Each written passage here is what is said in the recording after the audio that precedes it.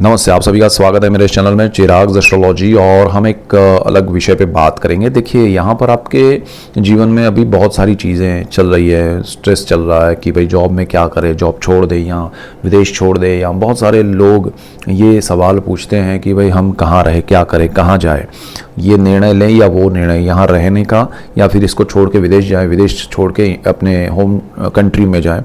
वो प्रॉब्लम सबको हो रही है। और अभी जो ट्रांजिट के प्लैनेट्स और दुनिया के जो ग्रह चल रहे हैं, तो वो अनप्रेडिक्टेबल आपको लग रहे हैं लाइफ में सिचुएशंस। तो वहाँ पर क्या आपको ध्यान रखना चाहिए, क्या आपको समझ के चलना है, वो मैंने बीच में भी युद्ध के बारे में वीडियोस दिए थे। जब भी उसमें मैंने बहुत क्लियरली कहा था कि जब भी ये लोग मीटिंग के लिए बैठेंगे, लड़ाई करके उठेंगे।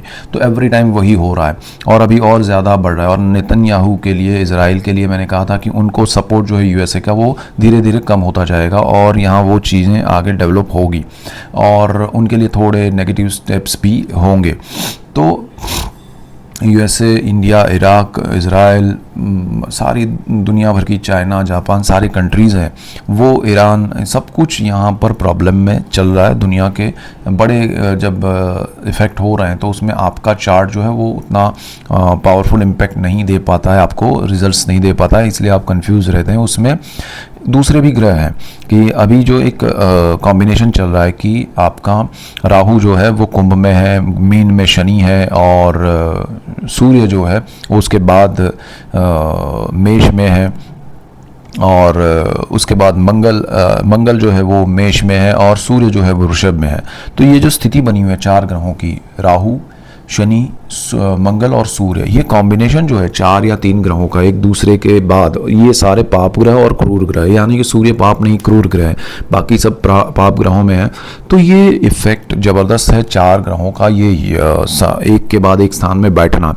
तो अगर आपकी कुंडली में आप कोई बड़े निर्णय करना चाहते हैं तो यहाँ पर क्या होगा कि कुछ लोगों को एक्सट्रीम बेनिफिट होगा ये चार ग्रहों की वजह से, और कुछ लोगों को एक्सट्रीम डाउनफॉल देखना पड़ेगा।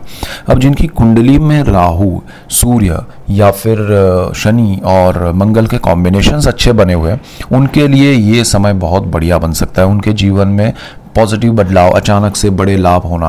अब वो लाभ किसी भी चीज़ में हो सकते हैं, किसी को प्रॉपर्टी में हो सकता है, किसी को ज़मीन में हो सकता है, किसी को जॉब में हो सकता है, किसी को बिजनेस में हो सकता है, किसी को पढ़ाई में हो सकता है।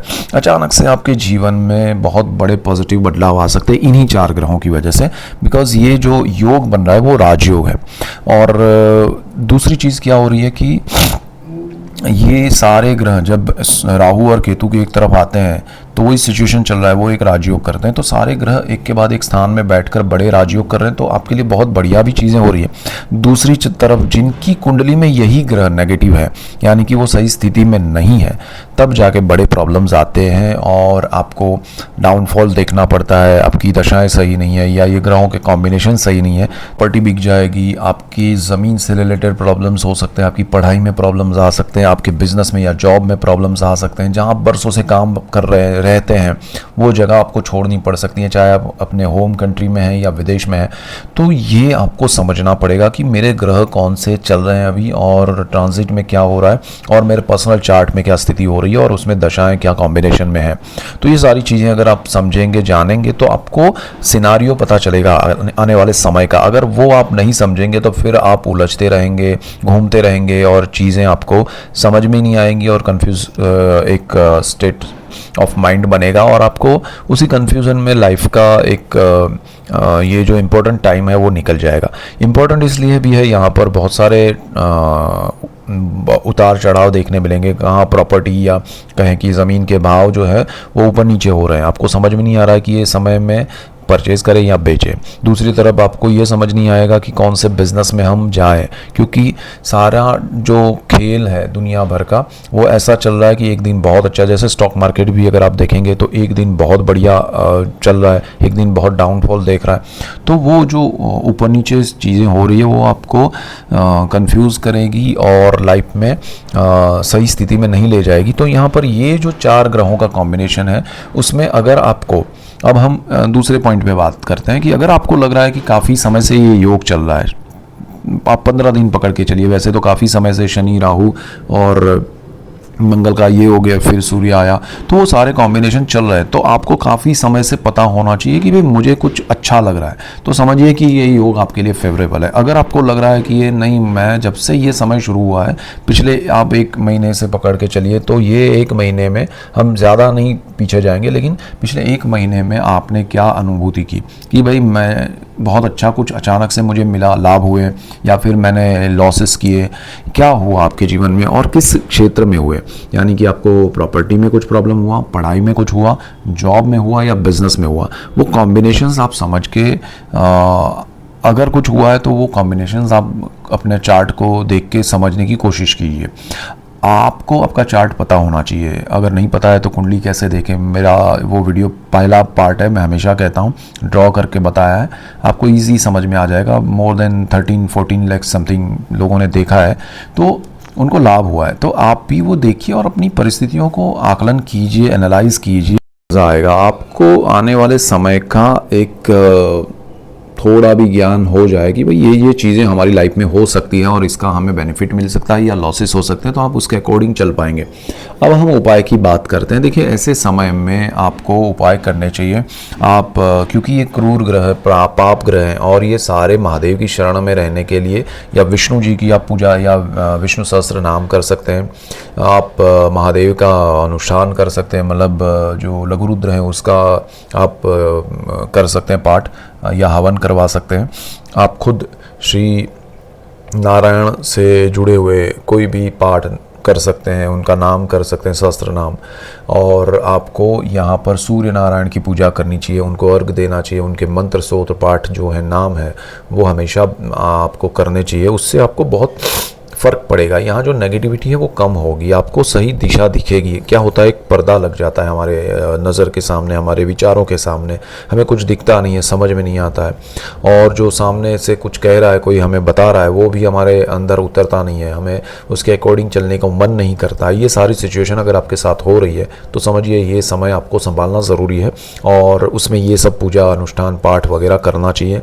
और जिनके लिए यही समय में बेनिफिट हो रहे हैं उनको भी ये करना चाहिए, ताकि उनको उसके लाभ बढ़े, सही निर्णय ले। क्योंकि यहाँ पर क्या है, ये बड़े क्रूर पापग्रह क्या करते हैं कि अचानक से आपको लाभ देंगे बड़ा, और फिर सडनली कोई आपको, अगर कोई ऐसा कॉम्बिनेशन बन गया कि जहाँ आपको लॉस करना है तो लॉस डबल करवा देंगे, बड़ा करवा देंगे आपको वो।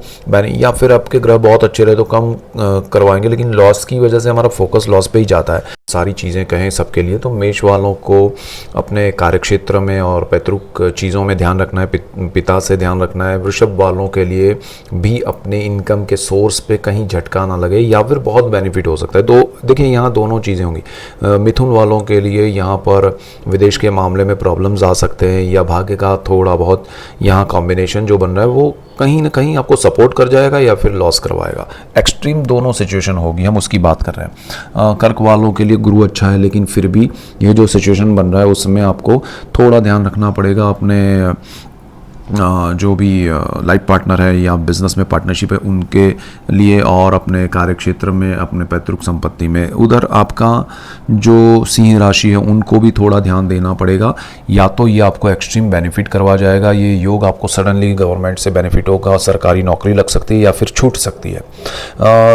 कन्या वालों के लिए सारी चीज़ें बैलेंस रहेगी, लेकिन फिर भी उनको इमोशनली ज़्यादा डिटैचमेंट लगेगा, या इमोशनली वो थोड़े दुखी होंगे, तो उनको प्रैक्टिकल से ज़्यादा इमोशंस पे ज़्यादा प्रॉब्लम आएगा।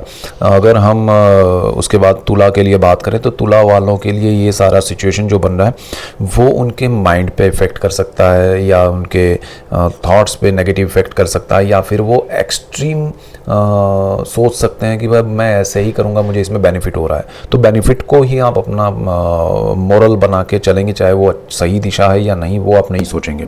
उसके बाद वृश्चिक वालों के लिए थोड़ा ध्यान देने लायक समय है, क्योंकि यहाँ पर जो चीज़ें बन रही है वो आपके सुख को थोड़ा कम कर सकते हैं, या सुख की अनुभूति को कम कर सकते हैं, आपको दुखी कर सकते हैं जीवन में कि अरे ये चीज़ मुझे क्यों, वो खलेगा हमेशा आपको, तो वो ज़रा ध्यान रखना है। इसके बाद धनु के लिए भी ये सारी चीज़ें जो है और प्रॉपर्टी को लेके आपके निर्णय गलत ना हो जाए, या फिर आपके विचारों को वो दिशा सही मिल रही है लेकिन आप उसको अवॉइड करके कुछ पाने के चक्कर में, लालच में आप जो है उसको खो नहीं दे, वो सर उसका ध्यान रखिएगा।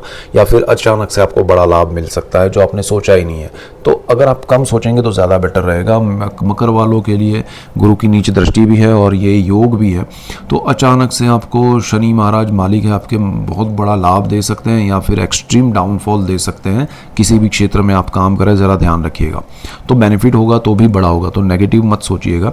यहाँ पर कुंभ वालों के लिए ये सिचुएशन जो है उसमें थोड़ा ध्यान रखना है, बिकॉज राहु जो है वो आपको परेशान कर सकता है। मेंटल स्टेटस आपका रॉन्ग हो सकता है, आपकी निर्णय शक्ति पे नेगेटिव इफेक्ट मिल सकते हैं, और आपका सब कुछ अपने आप मिला है वो आपके निर्णय से गलत हो सकता है, थोड़ा ध्यान रखिएगा।